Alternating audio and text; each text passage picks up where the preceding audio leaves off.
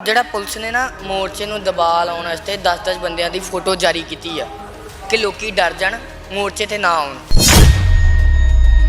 ਸੋ ਇਦਾਂ ਦਾ ਆਪਾਂ ਬਣੀਏ ਨਾ ਕਿ ਦੁਸ਼ਮਣ ਸਾਨੂੰ ਕਮਜ਼ੋਰ ਸਮਝੇ। ਮੇਰੇ ਹਿਸਾਬ ਨਾਲ ਇਹਨਾਂ ਨੇ ਪਤਾ ਕੀ ਸੋਚਿਆ ਵਾ, ਜਿਵੇਂ ਦਿੱਲੀ ਦਾ ਮੋਰਚਾ ਇਹਨਾਂ ਨੇ ਸੋਚਿਆ ਵਾ ਕਿ 1.5 ਸਾਲ ਚੱਲਿਆ ਵਾ। ਸੋ ਇਸ ਚੀਜ਼ ਨੂੰ ਇਹ 1.5 ਸਾਲ ਚਲਾਉਣਾ ਚਾਹੁੰਦੇ ਨੇ।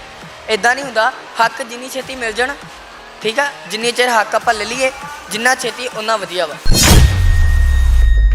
ਪਰਚਿਆਂ ਨਾਲ ਡਰ ਕੇ ਕੌਮ ਦੀ ਲੜਾਈ ਨਹੀਂ ਹੁੰਦੀ ਬਾਬਾ ਜੀ। ਕੌਮ ਦੀ ਲੜਾਈ ਸਿਰ ਦੇਣ ਨਾਲ ਹੁੰਦੀ ਆ। ਕਿਹਨਾਂ ਦੀ ਜ਼ੁਬਾਨ ਦੀ ਗੱਲ ਕਰਦੇ ਤੁਸੀਂ? ਉਹ ਜ਼ੁਬਾਨ ਦੀ ਗੱਲ ਕਰਦੇ ਜਿਹੜੇ ਕਹਿੰਦੇ ਪੰਜ ਸਿੰਘਾਂ ਨੂੰ ਅਸੀਂ ਸੀਐਮ ਦੀ ਕੋਠੀ ਅੱਗੇ ਜਾਣ ਦੇਵਾਂਗੇ ਤੇ ਉਸੇ ਟਾਈਮ ਹੀ ਮੁੱਕਰ ਗਏ। ਕਿ ਸਾਡੇ ਆਗੂਆਂ ਦੀ ਵੀ ਕਿਤੇ ਨਾ ਕਿਤੇ ਗਲਤੀ ਹੈ ਤੇ ਕਿਤੇ ਕਿਤੇ ਸਾਡੇ ਸੰਗਤਾਂ ਦੀ ਵੀ ਗਲਤੀ ਹੈ। ਇਹ ਜਿਹੜੇ ਸਾਡੇ ਆਗੂ ਨੇ, ਇਹਨਾਂ ਨੂੰ ਇਹ ਸਮਝਣਾ ਚਾਹੀਦਾ ਕਿ ਮੋਰਚਾ ਅਸੀਂ ਵਧਾਉਣਾ, ਨਾ ਕਿ ਸਰਕਾਰਾਂ। ਖਾਲਸਾ ਕਦੇ ਵੀ ਢਿੱਲਾ ਨਹੀਂ ਪੈਂਦਾ। ਸੋ ਇਸ ਟਾਈਮ ਤੁਸੀਂ ਢਿੱਲੇ ਪੈ ਰਹੇ ਹੋ, ਤੁਹਾਨੂੰ ਇਦਾਂ ਨਹੀਂ ਚਾਹੀਦਾ। ਤੁਹਾਨੂੰ ਵੱਧ ਤੋਂ ਵੱਧ ਇਸ ਮੋਰਚੇ ਨੂੰ ਹੋਰ ਤਾਂ ਲੈ ਕੇ ਜਾਣਾ ਚਾਹੀਦਾ। TV 84 ਦੇ ਨਾਲ ਜੁੜੇ ਹੋ, ਮੈਂ ਰਜਿੰਦਰ ਸਿੰਘ ਸਵਰਾਜ। ਗੱਲ ਕਰੀਏ ਤਾਂ 7 ਜਨਵਰੀ ਦੇ ਲੰਬੇ ਸਮੇਂ ਤੋਂ ਜਿਹੜਾ ਕਿਹਾ ਜਾ ਸਕਦਾ ਹੈ ਕਿ ਕੌਮੀ ਇਨਸਾਫ ਮੋਰਚਾ ਚੰਡੀਗੜ੍ਹ ਅਤੇ ਮੋਹਾਲੀ ਦੀਆਂ ਸਰਹੱਦਾਂ ਦੇ ਉੱਪਰ ਲੱਗ ਚੁੱਕਾ ਹੈ। ਪੰਜਾਬ ਪੱਖੀ ਧਿਰਾਂ ਦਾ ਵੱਡਾ ਸਮਰਥਨ ਵੀ ਇਸ ਮੋਰਚੇ ਨੂੰ ਮਿਲ ਚੁੱਕਾ ਹੈ। ਤਾਂ ਇਸੇ ਦੇ ਵਿੱਚ 8 ਫਰਵਰੀ ਦੇ ਸਮੇਂ ਦੇ ਦਰਮਿਆਨ ਪੁਲਿਸ ਦੇ ਨਾਲ ਤਕਰਾਰ ਹੁੰਦਾ, ਉਸ ਦੇ ਸਮੇਂ ਦੇ ਦਰਮਿਆਨ ਨੌਜਵਾਨਾਂ ਦੇ ਉੱਪਰ ਜਾਂ ਮੋਰਚੇ ਦੇ ਆਗੂਆਂ ਦੇ ਉੱਪਰ ਪੁਲਿਸ ਪ੍ਰਸ਼ਾਸਨ ਦੇ ਵੱਲੋਂ ਪਰਚੇ ਵੀ ਦਰਜ ਕੀਤੇ ਜਾਂਦੇ ਨੇ। ਇਸੇ ਵਿਸ਼ੇ ਦੇ ਉੱਪਰ ਗੱਲਬਾਤ ਕਰਾਂਗੇ। ਮੇਰੇ ਨਾਲ ਸਭ ਤੋਂ ਛੋਟੀ ਉਮਰ ਦਾ ਨੌਜਵਾਨ, ਜਿਸ ਨੌਜਵਾਨ ਦੀ ਉਮਰ ਤਕਰੀਬਨ 15 ਸਾਲ ਹੈ, ਪਰਚਾ ਦਰਜ ਹੋਇਆ ਹੈ। तमाम सवालों को लैके गलबात करांगे। भाई सब तो पहला स्वागत है जी। वाहिगुरू जी का खालसा वाहिगुरू जी की फतेह। भाई सब तो पहला बड़ा सवाल है, मोर्चे दे विच डटे हुए हो जे 8 फरवरी के समय का जिक्र करिए तो उस तो बाद जिहड़ा मोर्चे का माहौल है लगातार उतरा चढ़ाया, अज जिहड़ा मौजूदा समय दे विच मोर्चे का माहौल है उसनूं किवें देखदे हो? सब तो पहला देखो, मोर्चे का जिहड़ा माहौल आ, उस ਜਿਹੜਾ ਪੁਲਿਸ ਨੇ ਨਾ ਮੋਰਚੇ ਨੂੰ ਦਬਾਅ ਲਾਉਣ ਵਾਸਤੇ 10-10 ਬੰਦਿਆਂ ਦੀ ਫੋਟੋ ਜਾਰੀ ਕੀਤੀ ਆ ਕਿ ਲੋਕੀ ਡਰ ਜਾਣ ਮੋਰਚੇ ਤੇ ਨਾ ਆਉਣ। ਉਹਦਾ ਥੋੜਾ ਬਹੁਤ ਫਰਕ ਸਾਨੂੰ ਨਜ਼ਰ ਆ ਰਿਹਾ ਵਾ ਕਿ ਲੋਕਾਂ ਦੇ ਅੰਦਰ ਇਹ ਚੀਜ਼ ਦਾ ਡਰ ਪੈ ਗਿਆ ਵਾ। ਪਰ ਕਈਆਂ ਨੂੰ ਇਹ ਚੀਜ਼ ਵੀ ਆਪਾਂ ਇੱਥੇ ਵੇਖਣ ਨੂੰ ਮਿਲਦੀ ਕਿ ਉਹ ਚੀਜ਼ ਨੂੰ ਵੇਖ ਕੇ ਕਈ ਇੱਥੇ ਹੋਰ ਹਾਜ਼ਰੀਆਂ ਭਰ ਰਹੇ ਨੇ।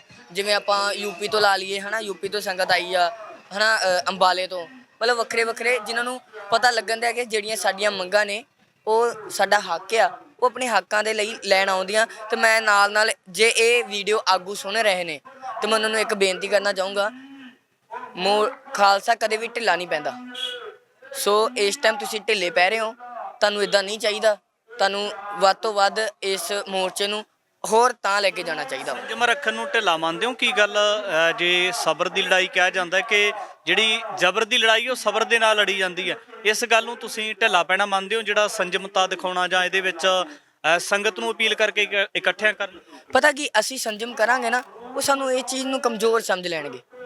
ਸੋ ਇਦਾਂ ਦਾ ਆਪਾਂ ਬਣੀਏ ਨਾ ਕਿ ਦੁਸ਼ਮਣ ਸਾਨੂੰ ਕਮਜ਼ੋਰ ਸਮਝੇ, ਠੀਕ ਹੈ ਜੀ। ਜਿਹੜੇ ਸਾਡੀ ਲੜਾਈ ਵੇਖੋ ਸੈਂਟਰ ਨਾਲ ਆ, ਠੀਕ ਹੈ ਜੀ।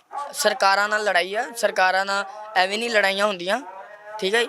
ਸੋ ਉਹਨਾਂ ਨੂੰ ਸਮਝਣ, ਇਹ ਕਹਿ ਕੇ ਆਪਣੇ ਆਪ ਨੂੰ ਢਿੱਲਾ ਰੱਖਣਾ ਕਿ ਅਸੀਂ ਹਲੇ ਸੰਜਮ ਨਾਲ ਚੱਲਣ ਦੇ। ਇੱਦਾਂ ਨਹੀਂ ਹੁੰਦਾ। ਜਦੋਂ ਸਰਕਾਰਾਂ ਨਾਲ ਲੜਾਈ ਹੋਵੇ ਉਹਨਾਂ ਨੂੰ ਆਪਣੇ ਆਪ ਨੂੰ ਢਿੱਲੇ ਹੁੰਦਿਆਂ ਨਹੀਂ ਵਿਖਾਉਣਾ ਕਿ ਨੌਜਵਾਨੀ ਜੇ ਪੁਲਿਸ ਦੇ ਤਕਰਾਰ ਨਾਲ ਜਿਸ ਤਰੀਕੇ ਦੇ 8 ਫਰਵਰੀ ਨੂੰ ਹੋਇਆ ਸੀ, ਜੇ ਇਸੇ ਤਰ੍ਹਾਂ ਦੀ ਇੱਕ ਅੱਧੀ ਕਾਰਵਾਈ ਹੋਰ ਹੋ ਜਾਂਦੀ ਹੈ, ਨੌਜਵਾਨਾਂ ਦੇ ਉੱਪਰ ਧੜਾਧੜ ਪਰਚੇ ਦਰਜ ਹੋ ਜਾਂਦੇ ਆ, ਜਿਹੜੀ ਅਸਲੀ ਕਹਿ ਸਕਦੇ ਕਿ ਨਿਸ਼ਚਾ ਸੀ ਜਾਂ ਟਾਰਗੇਟ ਹੈ ਉਹ ਬੰਦੀ ਸਿੰਘ ਰਿਹਾ ਕਰਾਉਣੇ, ਹੋਰ ਵੱਡੀਆਂ ਮੰਗਾਂ ਨੂੰ ਮਨਵਾਉਣਾ ਹੈ, ਫਿਰ ਕਿਤੇ ਨਾ ਕਿਤੇ ਇਹ ਨਹੀਂ ਲੱਗਦਾ ਕਿ ਲੋਕ ਉਹਨਾਂ ਪਰਚਿਆਂ ਦੇ ਵਿੱਚ ਉਲਝ ਕੇ ਰਹਿ ਜਾਣਗੇ? ਵੇਖੋ, ਪਰਚਿਆਂ ਦੇ ਵਿੱਚ ਉਲਝ ਕੇ ਰਹਿ ਜਾਣਗੇ, ਠੀਕ ਹੈ। ਤੁਸੀਂ ਹੁਣ ਸਾਡੇ ਤੇ ਪਰਚੇ ਹੋਏ ਆ, ਹੈ ਨਾ, ਤੇ ਗੱਲ ਇਹ ਆ ਅਸੀਂ ਇੱਥੇ ਕਿੰਨੇ ਚਿਰ ਬਵਾਂਗੇ, ਇਹ ਵੀ ਇੱਕ ਸਵਾਲ ਆ, ਠੀਕ ਹੈ। ਬੈਠੇ ਰਹੋ, ਕੋਈ ਚੱਕਰ ਨਹੀਂ, ਹੈ ਨਾ। ਕਿੰਨੇ ਚਿਰ ਬਹੋਗੇ ਤੁਸੀਂ? ਤੁਸੀਂ ਮੇਰੇ ਹਿਸਾਬ ਨਾਲ ਇਹਨਾਂ ਨੇ ਪਤਾ ਕੀ ਸੋਚਿਆ ਵਾ, ਜਿਵੇਂ ਦਿੱਲੀ ਦਾ ਮੋਰਚਾ ਇਹਨਾਂ ਨੇ ਸੋਚਿਆ ਵਾ ਕਿ 1.5 ਸਾਲ ਚੱਲਿਆ ਵਾ। ਸੋ ਇਸ ਚੀਜ਼ ਨੂੰ ਇਹ 1.5 ਸਾਲ ਚਲਾਉਣਾ ਚਾਹੁੰਦੇ ਨੇ। ਇੱਦਾਂ ਨਹੀਂ ਹੁੰਦਾ, ਹੱਕ ਜਿੰਨੀ ਛੇਤੀ ਮਿਲ ਜਾਣ, ਠੀਕ ਆ, ਜਿੰਨੇ ਚਿਰ ਹੱਕ ਆਪਾਂ ਲੈ ਲਈਏ ਜਿੰਨਾ ਛੇਤੀ ਉਨਾ ਵਧੀਆ ਵਾ, ਠੀਕ ਹੈ। ਪਰਚਿਆਂ ਦੇ ਉਲਝਣ ਦੀ ਗੱਲ ਕਰਦੇ, ਸਾਡੇ ਤੇ ਪਰਚੇ ਤੇ ਪਹਿਲਾਂ ਹੀ ਪੈ ਗਏ ਜਦੋਂ ਆਪਾਂ ਸਿੱਖ ਪੰਥ ਦੇ ਵਿੱਚ ਪੈਦਾ ਹੋ ਗਏ। ਕਿਹੜੇ ਪਰਚਿਆਂ ਦੀ ਗੱਲ ਕਰਦੇ? ਪਰਚਿਆਂ ਤੋਂ ਡਰਨਾ ਹੁੰਦਾ ਫਿਰ ਕੌਮ ਦੀ ਲੜਾਈ ਥੋੜ੍ਹਾ ਹੁੰਦੀ ਆ। ਪਰਚਿਆਂ ਨਾਲ ਡਰ ਕੇ ਕੌਮ ਦੀ ਲੜਾਈ ਨਹੀਂ ਹੁੰਦੀ ਬਾਬਾ ਜੀ। ਕੌਮ ਦੀ ਲੜਾਈ ਸਿਰ ਦੇਣ ਨਾਲ ਹੁੰਦੀ ਆ। ਸੋ ਮੈਂ ਤਿਆਰ ਹਾਂ ਸਿਰ ਦੇਣ ਨੂੰ, ਮੈਨੂੰ ਲਾਓ ਅੱਗੇ, ਮੈਂ ਸਿਰ ਦੇਣ ਨੂੰ ਤਿਆਰ ਹਾਂ। ਉਹ ਕਮੈਂਟਾਂ ਦੇ ਵਿੱਚ ਕਹਿਣਗੇ ਬੱਚੇ ਦੀ ਉਮਰ ਛੋਟੀ ਹੈ, ਜਜ਼ਬਾਤੀ ਹੋ ਕੇ ਗੱਲਾਂ ਕਰਦੇ ਨੇ, ਕਿਉਂਕਿ ਇਤਿਹਾਸ ਦੇ ਵਿੱਚ ਸਾਡੇ ਕੋਲ ਤਾਂ ਗੁਰੂ ਗੋਬਿੰਦ ਸਿੰਘ ਮਹਾਰਾਜ ਦਾ ਉਹ ਵੀ ਪੱਤਰਾ ਪਿਆ ਜਿਹੜਾ 8 ਮਹੀਨੇ ਦੇ ਲੰਬੇ ਸਮੇਂ ਦੇ ਦਰਮਿਆਨ ਆਨੰਦਪੁਰ ਨੂੰ ਘੇਰਾ ਪੈ ਜਾਂਦਾ ਹੈ। ਫਿਰ ਇੱਥੇ ਤੇ ਲੜਾਈ ਹੈ ਹੱਕਾਂ ਦੀ ਖਾਤਰ ਜਾਂ ਜਿਹੜੀਆਂ ਆਪਣੀਆਂ ਵੱਡੀਆਂ ਮੰਗਾਂ ਨੂੰ ਲੈ ਕੇ ਹੈਗੀ, ਇੱਥੇ ਤੇ ਸੰਜਮਤਾ ਦਿਖਾਉਣੀ ਪਏਗੀ। ਬਾਬਾ ਜੀ ਸੰਜਮ 1.5 ਮਹੀਨੇ 2 ਮਹੀਨੇ ਹੋ ਗਏ ਨੇ ਸੰਜਮਤਾ ਦੇ ਨਾਲ ਇੱਥੇ ਬੈਠੇ ਹੋਏ ਆ। ਠੀਕ ਹੈ ਜੀ, 7 ਤਰੀਕ ਨੂੰ 2 ਮਹੀਨੇ ਹੋ ਜਾਣੇ ਆ ਸੰਜਮ ਦੇ ਨਾਲ ਬੈਠੇ। ਗੱਲ ਇਹ ਹੈ ਕਿ ਸਾਡੇ ਨਾਲ ਕੋਈ ਗੱਲ ਕਰੇ, ਪ੍ਰਸ਼ਾਸਨ ਗੱਲ ਕਰੇ, ਹਨਾ, ਆਗੂ ਜਾ ਕੇ ਉਹਨਾਂ ਨਾਲ ਗੱਲ ਕਰਨ, ਕੋਈ ਗੱਲ ਨਹੀਂ ਹੁੰਦੀ ਪਈ। ਆਗੂ ਕਹਿੰਦੇ ਸਰਕਾਰ ਦੇ ਕੈਬਨਿਟ ਮੰਤਰੀਆਂ ਦੇ ਨਾਲ ਗੱਲਬਾਤ ਹੋਈ ਹੈ, ਉਹ ਬੰਦੀ ਸਿੰਘਾਂ ਨੂੰ ਜਿਹੜਾ ਚੰਡੀਗੜ੍ਹ ਦੇ ਵਿੱਚ ਸ਼ਿਫਟ ਕਰ ਰਹੇ ਆ, ਅੱਜ ਸ਼ਿਫਟ ਕਰ ਰਹੇ, ਕਹਿੰਦੇ ਕੱਲ ਨੂੰ ਰਿਹਾ ਵੀ ਕਰ ਦੇਣਗੇ। ਇੱਥੇ ਬਾਬਾ ਜੀ ਇਹ ਵੇਖੋ ਕਿਹਨਾਂ ਦੀ ਜ਼ੁਬਾਨ ਦੀ ਗੱਲ ਕਰਦੇ ਤੁਸੀਂ, ਉਹ ਜ਼ੁਬਾਨ ਦੀ ਗੱਲ ਕਰਦੇ ਜਿਹੜੇ ਕਹਿੰਦੇ ਪੰਜ ਸਿੰਘਾਂ ਨੂੰ ਅਸੀਂ ਉਹਦੇ ਸੀਐਮ ਦੇ ਦਫ਼ਤਰ, ਸੀਐਮ ਦੀ ਕੋਠੀ ਅੱਗੇ ਜਾਣ ਦੇਵਾਂਗੇ, ਤੇ ਉਹ ਉਸੇ ਟਾਈਮ ਹੀ ਮੁੱਕਰ ਗਏ। ਸੋ ਇਹ ਸਾਨੂੰ ਦਿਲਾਸੇ ਦੇਣ ਦੀ ਸਰਕਾਰ ਨੂੰ ਲੋੜ ਨਹੀਂ ਗੀ। ਜੋ ਸੱਚ ਹੈ ਤੁਸੀਂ ਉਹ ਕੰਮ ਕਰੋ, ਬੰਦੀ ਸਿੰਘਾਂ ਨੂੰ ਰਿਹਾ ਕਰੋ। ਸਾਨੂੰ ਕੀ ਲੋੜ ਹੈ ਇੱਥੇ ਬਹਿਣ ਦੀ? ਵੱਡੇ ਸਾਡੇ ਮੋਰਚੇ ਨੇ, ਸਾਡੇ ਇੱਕ ਮੋਰਚੇ ਨੂੰ ਤੁਸੀਂ 3-3 ਸਾਲ ਰਹੋਗੇ। ਪੰਜਾਬ ਦੇ ਕਿੰਨੇ ਮਸਲੇ ਨੇ, ਪਾਣੀਆਂ ਦਾ ਮਸਲਾ, ਖੇਤੀਆਂ ਦਾ ਮਸਲਾ। ਇੱਥੇ ਸਾਡੇ ਪੰਜਾਬ ਵਿੱਚ ਚੌਲ ਕਿੰਨਾ ਘੱਟ ਖਾਂਦੇ ਨੇ, ਪਰ ਸਾਰੇ ਉਗਾਉਂਦੇ ਕੀ ਆ? ਚੌਲ। 1 ਕਿਲੋ ਚੌਲ ਉਗਾਉਣ 'ਚ ਪਤਾ ਨਹੀਂ ਕਿੰਨੇ ਮਣ ਪਾਣੀ, ਹਨਾ, ਉਹ ਚੌਲ ਖਾ ਜਾਂਦਾ ਵਾ। ਸੋ ਸਾਡਾ ਘਾਟਾ ਹੁੰਦਿਆ ਇਹਨੇ ਪਾਸੋਂ। ਜੇ ਅਸੀਂ ਇਸ ਚੀਜ਼ ਨੂੰ ਇੰਨੀ ਹੌਲੀ ਮੋਰਚੇ ਨੂੰ ਅੱਗੇ ਵਧਾਵਾਂਗੇ ਤੇ ਹੋਰ ਜਿਹੜੇ ਮਸਲੇ ਨੇ ਉਹਨਾਂ ਨੂੰ ਕਦੋਂ ਆਪਾਂ ਨਿਪਟਾਂਗੇ? ਠੀਕ ਹੈ ਜੀ, ਸਾਡਾ ਇੱਕੋ ਮਸਲਾ ਤੇ ਰਹਿ ਨਹੀਂ ਗਿਆ ਪੰਜਾਬ ਦਾ। ਕਿੰਨੇ ਮਸਲੇ ਨੇ, ਪੰਜਾਬੀ ਮਾਂ ਬੋਲੀ ਨੂੰ ਲੈ ਕੇ ਕਿੰਨੇ ਮਸਲੇ ਨੇ। ਗੱਲ ਇੱਥੇ ਪਤਾ ਕੀ ਆ, ਇਹ ਸਾਡੇ ਆਗੂਆਂ ਦੀ ਵੀ ਕਿੱਥੇ ਨਾ ਕਿੱਥੇ ਗਲਤੀ ਹੈ ਤੇ ਕਿੱਥੇ ਕਿੱਥੇ ਸਾਡੇ ਸੰਗਤਾਂ ਦੀ ਵੀ ਗਲਤੀ ਹੈ। ਜਦੋਂ ਆਗੂਆਂ ਨੂੰ ਸਵਾਲ ਹੁੰਦੇ ਮੀਡੀਆ ਕਰਮੀਆਂ ਦੇ ਵੱਲੋਂ, ਤਾਂ ਆਗੂਆਂ ਦੀ ਦਲੀਲ ਹੁੰਦੀ ਹੈ, ਉਹ ਕਹਿੰਦੇ ਕਿ ਇੱਥੇ 2-4 ਜਾਣਿਆਂ ਦੇ ਨਾਲ ਸਰਕਾਰ ਦੇ ਉੱਪਰ ਤਾਂ ਦਬਾਅ ਬਣਨਾ ਨਹੀਂ, ਇੱਥੇ ਆਪਣੇ ਘਰਾਂ ਦੇ ਬਾਹਰ ਨਿਕਲ ਕੇ ਚੰਡੀਗੜ੍ਹ ਦੇ ਬਾਰਡਰਾਂ ਦੇ ਉੱਪਰ ਆਉਣਾ ਪਊਗਾ। ਇੱਥੇ ਸੋਸ਼ਲ ਮੀਡੀਆ ਨੂੰ ਛੱਡ ਕੇ ਇੱਥੇ ਬਹਿ ਕੇ ਲੰਬਾ ਸਮਾਂ ਜਿਹੜਾ ਆਪਣਾ ਸਿਰੜ ਦਿਖਾਉਣਾ ਪਊਗਾ, ਫਿਰ ਮੋਰਚੇ ਜਿੱਤੇ ਜਾਂਦੇ ਆ। ਕਹਿੰਦੇ ਗੱਲਾਂ ਤਾਂ ਹਰ ਕੋਈ ਕਰ ਲੈਂਦਾ ਹੈ।